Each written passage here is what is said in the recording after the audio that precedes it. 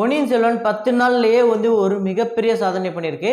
இதுக்கு முன்னாடி இருந்த நிறைய ரெக்கார்டுகளை உடைக்கப்பட்டிருக்கு. மிகப்பெரிய நடிகர்களோட வெளிநாட்டு சாதனைகளையும் முறியடிக்கப்பட்டிருக்கு. ஸோ இந்த படத்தோட 10வது நாள் கலெக்ஷன் என்ன, ஸோ டோட்டல் கலெக்ஷன் என்ன, அது மட்டும் இல்லாமல் யூஎஸ்ஏல நம்பர் 1 பொசிஷனுக்கு வந்துதா 2.0ஓட அந்த $5.5 மில்லியன் பிரேக் பண்ணிச்சா இல்லையா அப்படிங்கிறத இந்த வீடியோவில் நம்ம டிஸ்கஸ் பண்ணுவோம். ஸோ அதுக்கு அடுத்ததான் பாகுபலி ரெக்கார்டை இன்னொரு பொன்னியின் செல்வன் இல்லை, அதுக்கு அடுத்தது இன்னொரு 100 பொன்னியின் செல்வன் வந்தால் கூட அதை பிரேக் பண்ண முடியாது அப்படின்னு சொல்கிறாங்க. அது உண்மையா? அதுக்கு வந்து பாசிபிள் இருக்கா? உண்மையிலே 100 பொன்னியின் செல்வன் வருமா அப்படிங்கிறதெல்லாம் இந்த வீடியோவில் நம்ம டிஸ்கஸ் பண்ணுவோம். ஸோ வீடியோக்குள்ளே போகிறதுக்கு முன்னாடி நம்ம சேனலை நீங்கள் சப்ஸ்கிரைப் பண்ணல அப்படின்னா பண்ணிவிடுங்க. பக்கத்தில் இருக்க பெல் ஐக்கனை அப்படி ப்ரெஸ் பண்ணிவிடுங்க. வாங்க வீடியோக்குள்ளே போகலாம்.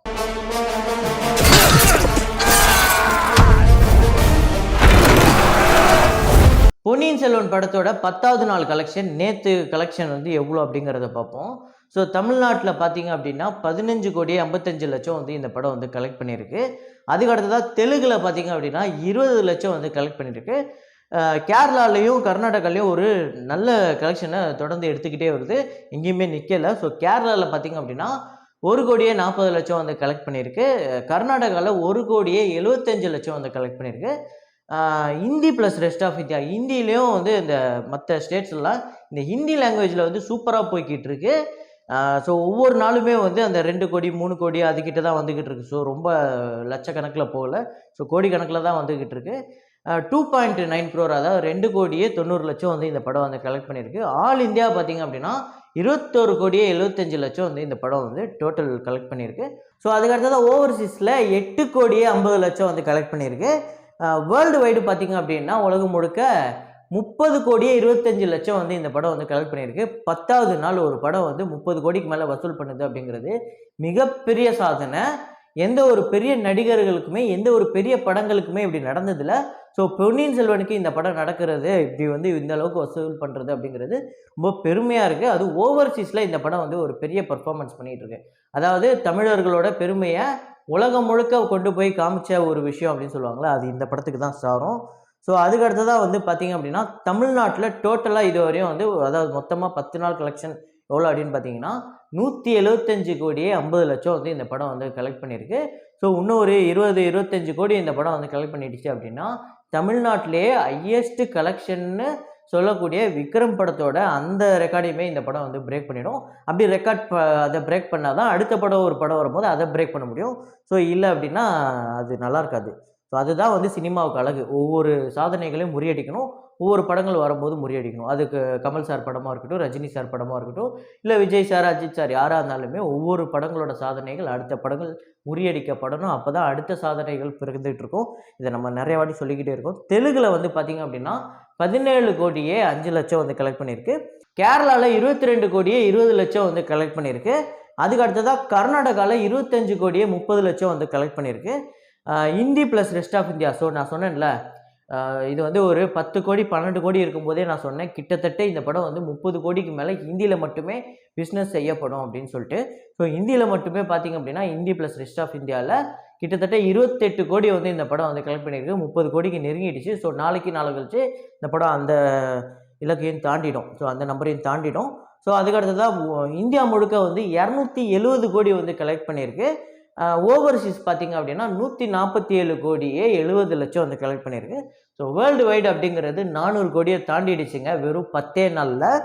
ஸோ 417,70,00,000 வந்து இந்த படம் வந்து உலகம் முழுக்க 10 நாளில் வந்து கலெக்ட் பண்ண ஒரு விஷயம்.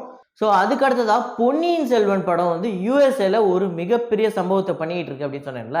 ஸோ டே 10 $254K வந்து அமெரிக்கன் டாலர் வந்து கலெக்ட் பண்ணியிருக்கு.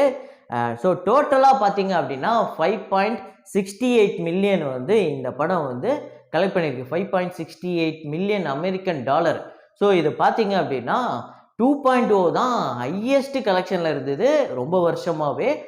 5.5 மில்லியன் அப்படிங்கிறது தான் அதோட ஹையஸ்ட்டு. ஸோ அதுதான் வந்து தமிழ் படத்துலேயே வந்து யூஎஸ்ஏல கலெக்ட் பண்ண ஹையஸ்ட்டு கலெக்ஷனாக இருந்தது. இப்போ அதை வந்து வெறும் 10 நாளில் இந்த 2.0ஓட லைஃப் டைம் யூஎஸ்ஏவோட ரெக்கார்டை வந்து பல வருஷமாக வச்சுருந்த ரெக்கார்டை வந்து இன்னைக்கு 10 நாளில் சல்லியாக நொறுக்கிருச்சு பொன்னியின் செல்வன் அப்படிங்கிறது தான் உண்மை. 2.0 படத்துக்கு இருந்த ஸ்டார் வேல்யூ அப்படிங்கிறது வேற. அது ஒரு பக்கம் ரஜினி சார், இன்னொரு பக்கம் வந்து அக்ஷய்குமார், இன்னொரு பக்கம் ஷங்கர். ஸோ இப்படி ஒரு 3 பிரம்மாண்டமான ஒரு வரவேற்பு அந்த படத்துக்கு இருந்தது. ஸோ எதிர்பார்ப்பு அந்த படத்துக்கு இருந்தது. இந்த படத்துக்கு இன்னொரு பக்கம் சைனாவில் ரிலீஸ் ஆச்சு. ஸோ அதனால தான் 800 கோடிக்கு மேலே அப்படின்னு சொல்கிறாங்க. ஆனால் லாபம் அப்படின்னு பார்த்தா விக்ரம் தான் இதுவரையுமே தமிழ்லேயே ஹையஸ்ட் ப்ராஃபிட்டபிள் மூவியாக இருக்குது. ஸோ மேபி இந்த படம் வந்து ஒரு 600 கோடி கிட்ட வந்தது அப்படின்னா இந்த படம் செகண்ட் பொசிஷனுக்கு வரும். ஏன் அப்படின்னா விக்ரம் படத்தோட இந்த படத்தோட பட்ஜெட் அப்படிங்கிறது அதிகம். ஸோ அதனால் 2.0 கூட நம்ம தொடர்ந்து வந்து இதை வந்து இந்த படங்களை வந்து ஒப்பிடக்கூடாது அப்படின்னு நம்ம தொடர்ந்து சொல்லிக்கிட்டு இருக்கோம். ஸோ ஏன் அப்படின்னா அது சைனா ரிலீஸ் ஆச்சு. ஒருவேளை பொன்னியின் செல்வன் சைனா ரிலீஸ் ஆச்சு அப்படின்னா 2.0 கூட ஒப்பிட்டு பேசுகிற முதல் யூடியூப் சேனல் நானாக தான் இருப்பேன் அப்படிங்கிறத இங்கே வந்து உங்ககிட்ட சொல்லிக்கிறேன்.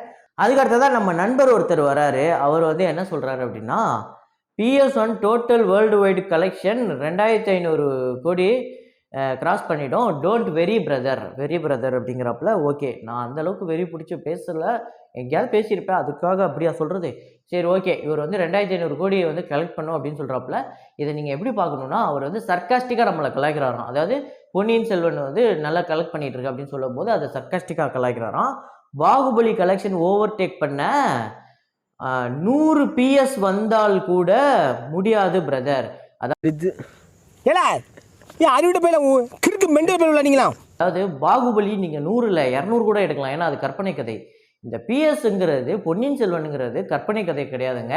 அதனால் நீங்கள் ஒன்று புரிஞ்சுக்கணும், இந்த 2 பார்ட்டோட இதுக்கப்புறம் இந்த படம் வராது அப்படிங்கிறத நீங்கள் புரிஞ்சுக்கோங்க. 100 படம் எடுக்கிற அளவுக்கு எங்ககிட்ட அங்கே கல்கி எழுதி வச்சுட்டு போல் நீங்கள் வேணால் இந்த அனிமேஷனு, இந்த கார்ட்டூனு, ஏதாவது மலையில் குதிக்கிறது, இந்த ஒரே இதில் கல்லை வந்து மலையே உடச்சி தூக்கிட்டு போங்களேன். எதுக்கு அதுக்கு 100 படம் எடுங்க, ஜாலியாக இருங்க. இப்போ என்ன பிரச்சனை? நாங்கள் எங்களுக்கு 2 படம் தான் இருக்குது. அந்த 2 படத்தை வச்சுட்டு நாங்கள் இது படிக்கிறோம். அதுக்கப்புறம் வேல்பாரி அது இதுன்னு ஏதோ ஒன்று எடுக்கிறாங்களாம். அது ஏதாவது கலெக்ஷனை வந்து பிரேக் பண்ணிதான் அப்படிங்கிறத பார்ப்போம். ஸோ பொன்னியின் செல்வன் படத்தோட 2வது பார்ட் அப்படிங்கிறது ஒரு மிகப்பெரிய எதிர்பார்ப்பில் இருக்கும். ஸோ உலக அளவில் இந்த படத்துக்கு ஒரு மிகப்பெரிய வரவேற்பும் இருக்கும். அதுக்கு காரணம் இவங்க அந்த படத்தில் ஒரு பயங்கரமான ஒரு விஷயத்தை வச்சு முடிச்சிருக்காங்க. ஸோ அந்த சஸ்பென்ஸோடு முடித்ததை வந்து கண்டிப்பாக புக்கு பார்த்து தெரிஞ்சுக்கிறத விட நிறைய பேர் இந்த மாதிரி படங்களை பார்த்து தெரிஞ்சுக்கணும் அப்படின்னு தான் ஆர்வமாக இருப்பாங்க. ஸோ கண்டிப்பாக வந்து பார்ட் 2க்கு வந்து கண்டிப்பாக ஒரு பயங்கரமான வரவேற்பு இருக்கும். நம்ம சொல்கிற மாதிரி இந்த 1000 1500 கோடியெல்லாம் கடந்து போயிடும் அப்படிங்கிறதுல எந்த ஒரு மாற்று கருத்துமே இல்லை அப்படின்னு சொல்லி இந்த வீடியோவை முடிச்சுக்கிறேன். ஸோ நீங்கள் என்ன நினைக்கிறீங்க அப்படிங்கிறத கமெண்ட்டில் போடுங்க. இதே மாதிரி ஒரு வீடியோவில் மீண்டும் நான் உங்களை சந்திக்கிறேன். Signing off Rahman.